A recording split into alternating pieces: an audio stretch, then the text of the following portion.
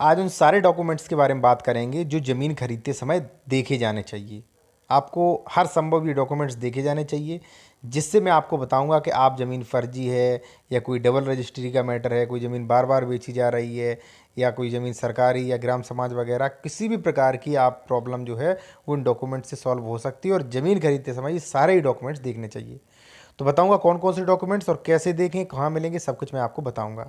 चलिए वीडियो शुरू करते हैं। इससे पहले देखिए, मैं आपसे कहूँगा, यदि आपका कोई भी टॉपिक हो, आप कोई भी कानूनी सलाह लेना चाहते हैं तो ले सकते हैं। कॉन्टैक्ट नंबर वीडियो की डिस्क्रिप्शन में दे रखा है। देखिए, सबसे पहले मैं आपको आता हूँ 8 डॉक्यूमेंट्स के बारे में बात करेंगे। ज़मीन खरीदते समय सबसे पहले आपकी जो चीज़ होती है वो जो होती है कि स्वामित्व, कब्जा। देखिए, ज़मीन भले ही आप बिल्कुल सही खरीद रहे हो, लेकिन सबसे पहले तो आपको यही पता करना है कि भाई उसका कब्जा वहाँ पे है कि नहीं है। ऐसा तो नहीं कोई लंबे समय से उसकी ज़मीन पे कब्जा किए हुए है। तो सबसे पहले पोजीशन आपको हर संभव देखना है, ये आपको फिजिकली देखना पड़ेगा। ठीक है, पहली बात। दूसरी बात, आपको आपसे सबसे पहला रिकॉर्ड हो गया राजस्व अभिलेख। अब आपको देखना है राजस्व अभिलेख, जैसे मान लीजिए खतौनी हो गया। ठीक है, अब खतौनी एक बहुत ही बड़ा डॉक्यूमेंट्स और बहुत ही अच्छा है। ज़्यादातर जानकारी जो है वो पता चल जाती है, ठीक है, खतौनी में। लेकिन मैं आपको खतौनी के बारे में जो अपवाद हैं वो भी मैं आपको बता दूं कि देखिए, आपने खतौनी देख ली तो ज़रूरी नहीं कि वो ज़मीन सही हो। मैं आपको बताऊंगा। देखिए, अगर आपने खतौनी ले ली है तो खतौनी में आपको देखना चाहिए यहाँ पे कि कौन कौन काश्तकार हैं, ठीक है, कितने लोग हैं इसमें। दूसरी बात, श्रेणी नंबर यहाँ पे देखना चाहिए। यहाँ पे भूमि देखने चाहिए कि संक्रमणी है, भूमि असंक्रमणी है। यहाँ पे गाटा संख्या देखना चाहिए कि कौन से गाटे संख्या में आप ज़मीन ले रहे हैं। वहाँ पे आपको क्षेत्रफल देखना चाहिए कि कितना क्षेत्रफल है इसमें। ठीक है, उसके बाद आपको देखनी चाहिए आदेश। ठीक है, कि आदेश जो है वो क्या आदेश है इसमें। ठीक है, मान लीजिए निरस्ती का आदेश हो सकता है, किसी का दाखिल खारिज का आदेश हो सकता है ये ज़मीन बंधक हो उसका आदेश हो सकता है। तो यहाँ पे सारी गतिविधि यहाँ पे होती है आदेशों में। तो आदेश आपको सारे पढ़ने चाहिए, अगर हों तो सभी। ठीक है, कि वो किसके आदेश हैं, क्या लिखा है इसमें आपको। ठीक है, और उसके बाद आपको जो है देखनी है आपको रजिस्ट्री। ठीक है, खतौनी देख ली। खतौनी देखिए, ज़रूरी नहीं कि खतौनी के नाम ज़मीन है। अगर मान लीजिए किसी का नाम खतौनी में है तो वो अभी भी मालिक है, ऐसा ज़रूरी नहीं। क्योंकि देखिए, कई बार क्या होता है, मान लीजिए आपका नाम कोई ज़मीन थी, ठीक है, आपका खतौनी में नाम था, आपने बेच दी, आपने रजिस्ट्री करवा दी, उसने कब्जा भी ले लिया, मालिक भी बन गया, लेकिन उसने दाखिल खारिज नहीं करवाया, तो आपका ही खतौनी में नाम होगा।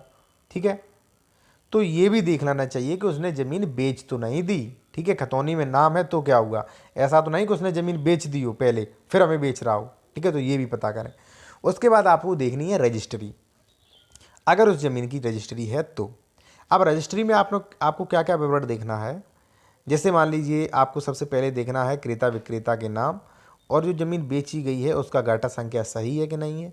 उस ज़मीन का क्षेत्रफल आपको देखना चाहिए, और वो रजिस्ट्री एक वैलिड रजिस्ट्री है कि नहीं है वो भी आपको देखना चाहिए।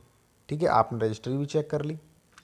उसके बाद यदि मान लीजिए आपको रजिस्ट्री पे कोई डाउट है, ठीक है, तो आप रजिस्ट्री जो है वो रजिस्ट्री कार्यालय में देख सकते हैं कि रजिस्ट्री जो है दिखाई जा रही है वो रजिस्टर्ड है एक्चुअली कि नहीं है। अगर है तो क्या वही गाटा संख्या, वही क्षेत्रफल, वही क्रेता विक्रेता हैं कि नहीं है, ये आपको ज़रूर देखना चाहिए। ठीक है, अब आपने रजिस्ट्री भी देख ली, आपको जो भी प्रॉपर्टी का मालिक है उसका सटीक पता चल गया।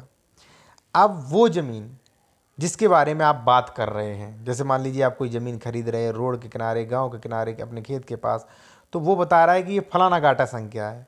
ठीक है, अब वो बता रहा है कि फलानी गाटा संख्या मैं आपको बेच रहा हूँ, लेकिन आपने नक्शा तो देखा नहीं। तो हो सकता है कि भाई वो आपको दिखाए कोई और ज़मीन और लिखाए कोई और ज़मीन, दूसरी ज़मीन की रजिस्ट्री करवा दे।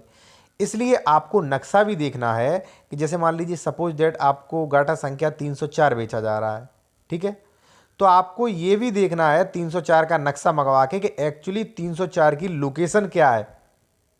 ठीक है, क्योंकि 304 ही तो आप खरीद रहे हैं, तो 304 जो भी गाटा संख्या खरीद रहे हैं उस गाटा की लोकेशन क्या है, वो रोड से कितना दूर है, रोड के कितना पास है, कहाँ पे स्थित है, वो आपको जरूर देखना चाहिए। बाकी बहुत फ्रॉड हो जाते हैं। ठीक है, उसके बाद भाई आपको विक्रय क्षेत्रफल देखना चाहिए। ठीक है, उदाहरण के तौर पे मान लीजिए कोई व्यक्ति जो है वो प्लॉट बेच रहा है, प्लॉटिंग कर रहा है। ठीक है। मान लीजिए उसने प्लॉटिंग की 2 बीघा ज़मीन की, जिसमें लगभग 16 प्लॉट हो सकते हैं, और उसने प्लॉट बेच दिए 18, ठीक है, ज़्यादा क्षेत्रफल की रजिस्ट्री करी। अब जो जितने भी ज़्यादा हैं उनका दाखिल खारिज होगा नहीं, और दूसरी बात वो इनवैलिड रजिस्ट्रियाँ हैं, ठीक है। उन्होंने कब्जा तो दे दिया दूसरे की ज़मीन में, लेकिन लिखा उसमें दिया, तो आपको क्षेत्रफल भी आपको देखना है। और देखिए मैं आपको एक चीज़ बता दूं कि यदि मान लीजिए आपका ज़मीन संबंधी कोई डाउट है, आप नहीं कुछ समझ पा रहे हैं या ज़मीन खरीद रहे हैं, आप नहीं जानते ज़्यादा जानकारी, तो आप किसी भी मामले में सलाह ले सकते हैं। कॉन्टैक्ट नंबर वीडियो की डिस्क्रिप्शन में दे रखा है, ठीक है।